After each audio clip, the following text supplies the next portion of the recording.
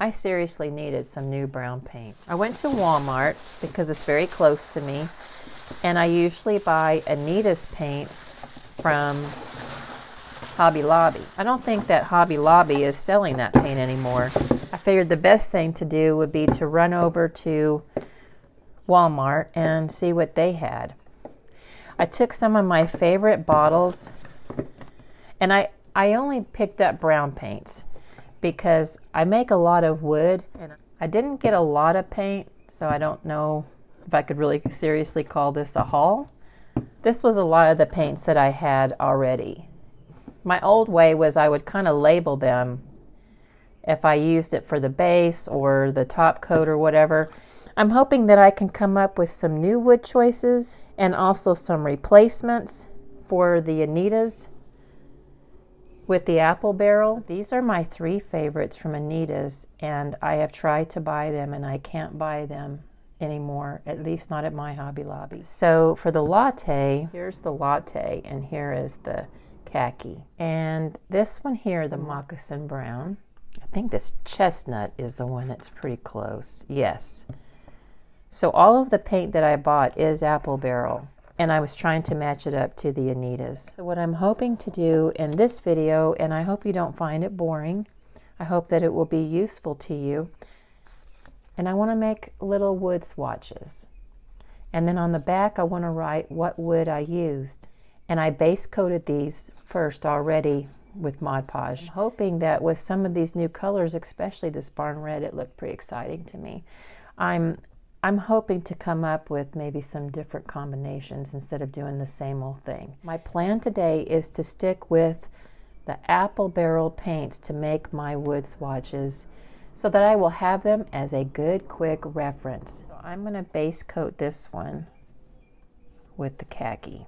Sometimes, and it depends upon the wood, I will give it 2 coats, but usually 1 is just fine. So I just gave it 1 coat. So far on this one I need to write khaki.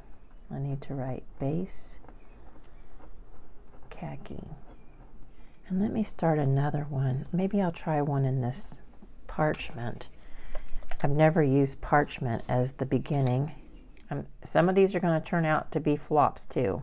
I'm just having fun experimenting and trying to come up with some new ideas. And I didn't go perfectly with this. I just gave it a quick light coat. And usually over my latte, which I'm doing the khaki instead of latte, I usually put the moccasin, but I'm not going to use moccasin because that's Anita's. I'm going to give the khaki a wash of watered down nutmeg brown. A lot of times with my washes, I'll just go over it twice. I think I made it kind of thin. Oh.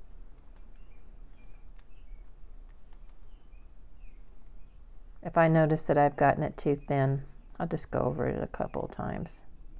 I'm going to try this chestnut brown, or no, not chestnut, nutmeg brown. I'm going to try that over this parchment. And it's going to need a couple of coats. I think this one's ready.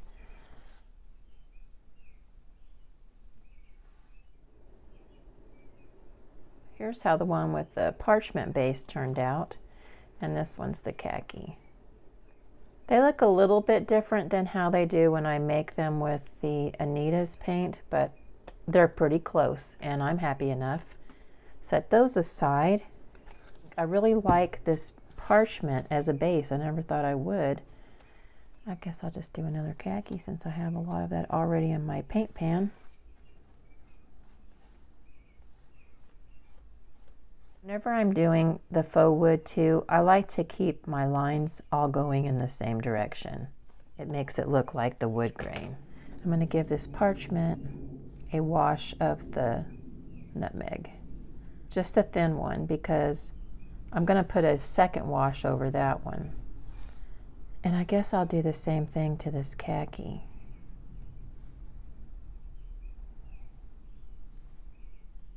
And I'm going to give both of those a wash of this brown oxide.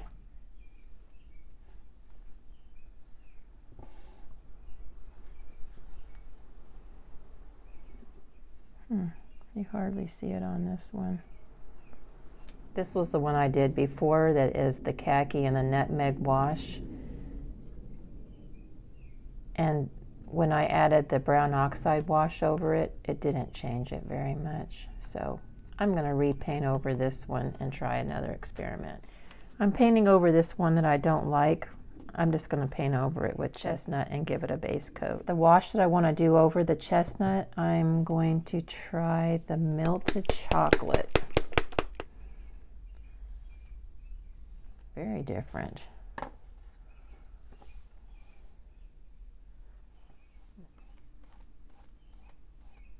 I'm going to add a little bit of black to the melted chocolate. Strangely enough, I kind of like this one. All right. I'm very excited to try this barn red. I'm going over the chestnut base with it.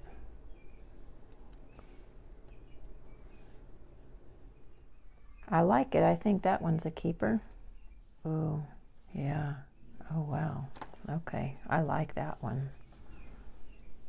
I don't know if you can even see it. I like that one quite a bit. I'm going to add a little bit melted chocolate to that black that's left and try that one over this, what is this, nutmeg. Oh, that's pretty.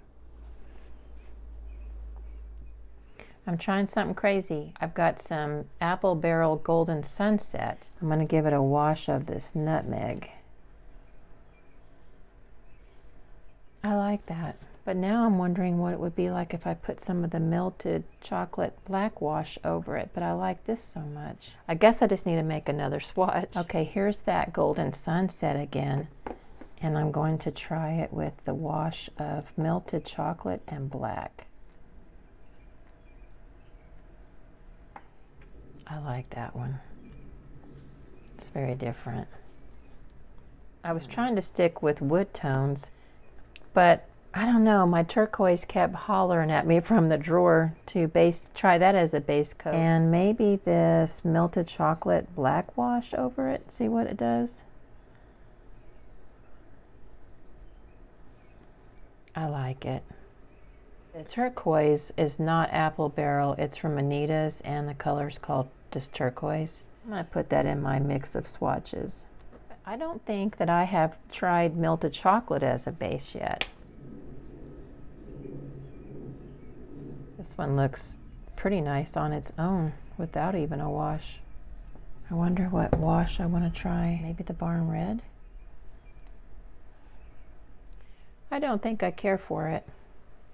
So I'm going to re-base coat it with that melted chocolate. And I think this melted chocolate, I'll just put it over there in my swatches and just leave it at that. Maybe I should put some black, black or dark brown into that red, the barn red, and see if that makes it a little bit deeper. Okay, I've added some black to the barn red, and now I'm going to give this melted chocolate a wash. I think that helped it to look like what I was picturing. It's very subtle, so I'm sure you're not even going to be able to see it. I'm going to base coat a couple of these with parchment, and then I'm going to try some weird stuff. Just see what happens. Okay, one of the first washes I think I'll try, and it's probably going to be a mistake, is the barn red with a little bit of black.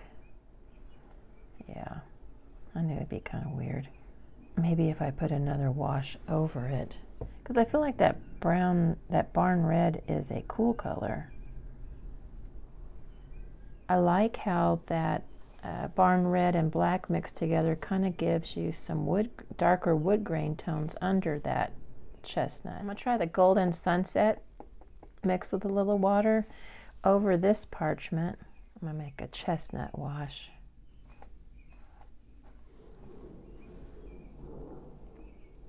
I think I'm going to put one more coat of this chestnut over that. I like the glow of the undertones that are coming up from the Golden Sunset. I'm really happy with the way these turned out.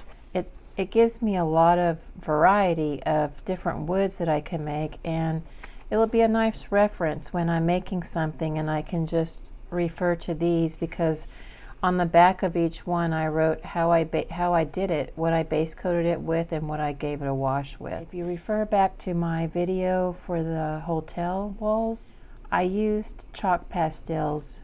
When I base coated it, then I used chalk pastels in different shades of browns and maybe reds and black, and then that way when you brush over it with your wash, it kind of blends it. I can picture using these on a lot of the buildings, maybe on the outside. I really like the brightness of this one. Let's see if I have another favorite. Oh, and I like this one too. And the interesting thing is that I think I only purchased like about 6 or 7 paints. I really got quite a variety just from those few paints. I really hope that I have inspired you, and maybe this will be helpful to you. Thank you so much for watching me experiment, and I'll talk to you next time.